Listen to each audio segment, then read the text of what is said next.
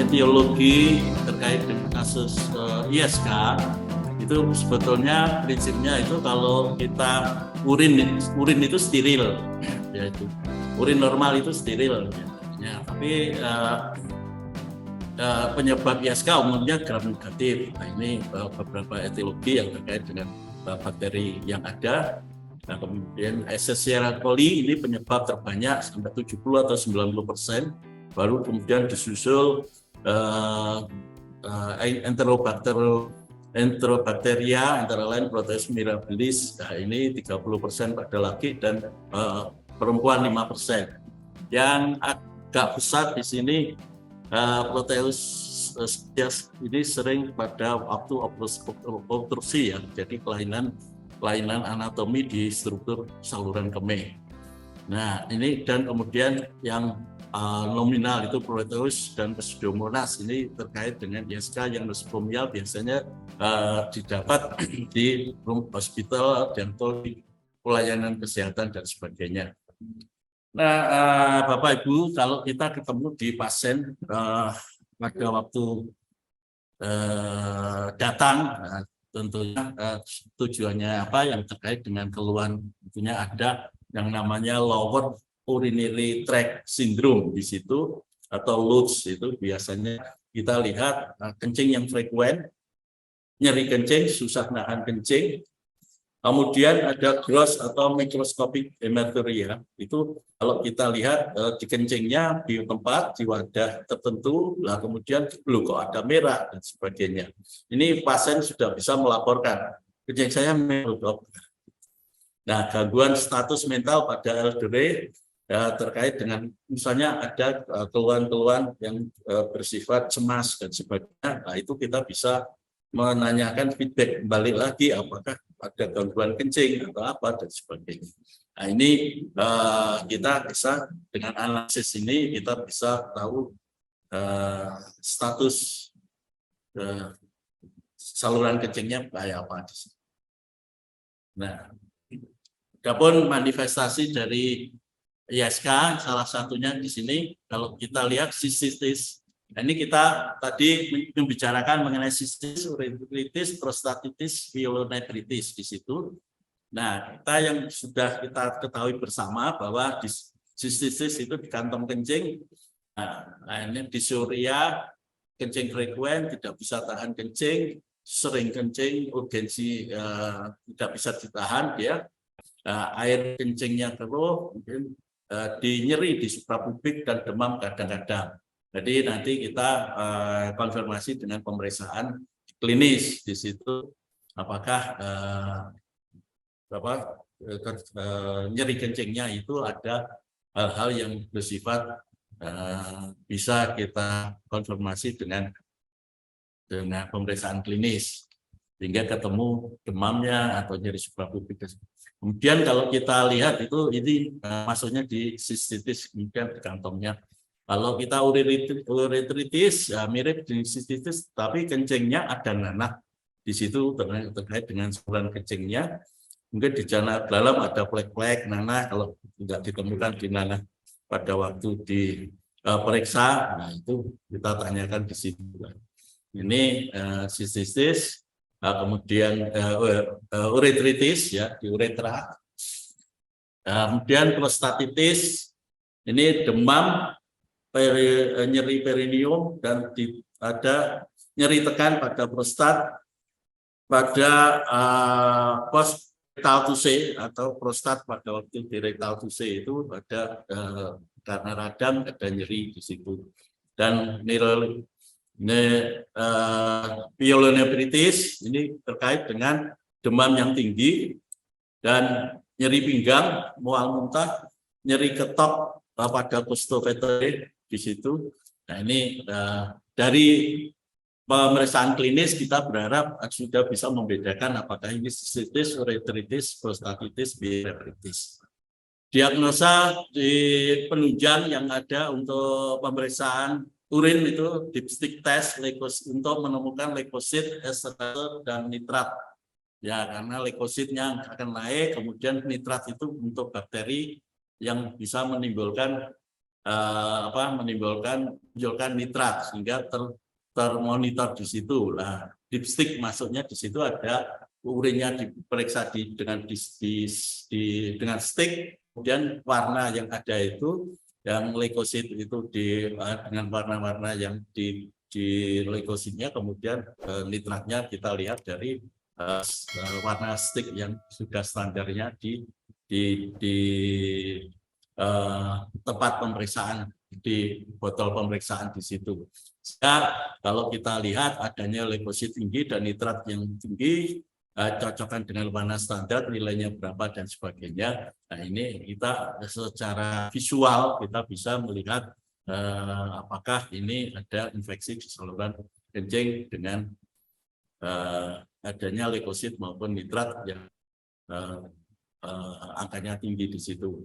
Dan pemeriksaan analisis yang lain adalah pemeriksaan analisis mikroskopik pada air kencing, di mana ada piura itu muncul leukosit di mana angkanya 10 mmB, ataupun ada bakteria adalah di perlapanan pandang dengan mikroskop. Nah, ini kita bisa melihat angka ini, misalnya ini, kita menuju ke standar.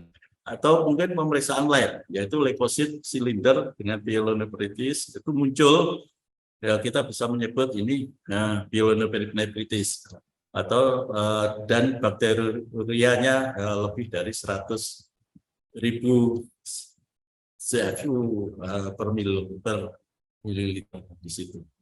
Nah, ini tata laksana untuk pencegahan. Saya kira minum air putih 2 liter per hari tiap jam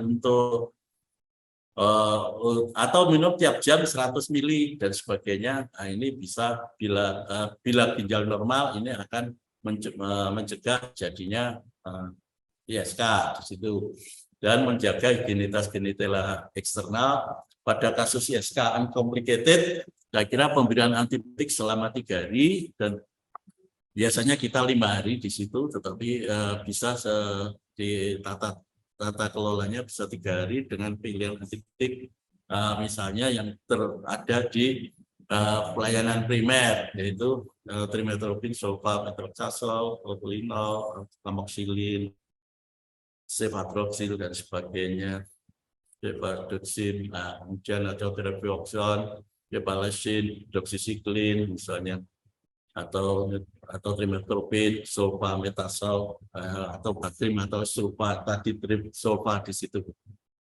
Nah, ini kalau kita lihat laksananya, misalnya ada di antibiotik kita trimetoprim, sulfametazole itu dengan 3 kali 2 kali 160 dengan per 80, biasanya pemberiannya 2 miligramnya 1 sampai 3 hari di situ. Kemudian ciprofloxacin dan ofloxacin itu sampai 3 hari. Dan bila tidak tersedia antibiotik alternatif bisa levofloxacin dengan kajian penelitian kita lihat sebagai berikut. Ternyata di sini ada antibiotik yang antibiogram umum yang di data dari Sanglah, misalnya Januari Juni, yaitu ciprofloxacin dan levofloxacin ini untuk Staphylococcus aureus ya, dan ini angkanya sama di situ. Nah, kita lihat dari jurnal-jurnal yang ada, nah, artinya di situ kalau di atas 70, di atas 60, nah di sini ini kita bisa melihat susceptible di situ ya. Nah, kalau kita lihat dari reviewnya, systematic review dan meta-analisis levofloxacin dan ciprofloxacin ini yang dilakukan oleh 5 penelitian yang disertakan melibatkan 2.877 pasien ini. Hasilnya menunjukkan levofloxacin lebih efektif dari ciprofloxacin, tetapi perbedaan 2 obat itu tidak tidak secara statistik bermakna. Artinya dua-duanya punya level yang mirip di situ, tidak ada signifikansi yang ada di signifikansi tadi dan tingkat merugikan antara dua obat ini juga tidak signifikan. Artinya ini kita bisa melihat bahwa makna di dalam klinis, kalau kita secara simpel dalam pengobatan efikasi dan keamanan levofloxacin, ciprofloxacin serupa di dalam statistik. Jika resistensi obat ditemukan setelah pengobatan salah satu obat, apa lain mungkin bisa digunakan sebagai alternatif. Saya kira yang terkait dengan pengobatan demikian, dan ringkasnya bahwa kita ini setiap saat menghadapi kasus ISK. ISK merupakan kasus yang penyakit yang cukup besar di dalam masyarakat, di mana persentase kejadiannya berdasarkan umur dan jenis kelaminnya berbeda, dipengaruhi oleh higienitas dan sanitasi atau lingkungan, sehingga ISK dapat dicegah dengan perbaikan higienitas dan sanitasi. Kemudian screening ISK secara klinis dapat mencegah komplikasi yang lebih kompleks. Artinya kalau kita menemukan ISK yang uncomplicated dan itu recurrent dan sebagainya dari screening itu, kita melakukan bagaimana mencegah dari aspek higienitas, sanitasi dan sebagainya, kebiasaan-kebiasaan yang ada dan sebagainya, apakah itu mendukung faktor risiko atau tidak dan sebagainya. Kemudian ISK dapat diobati antibiotik sesuai dengan bakteri yang penyebabnya.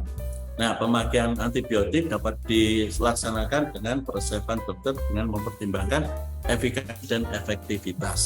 Kira itu yang kita bisa sampaikan. Terima kasih.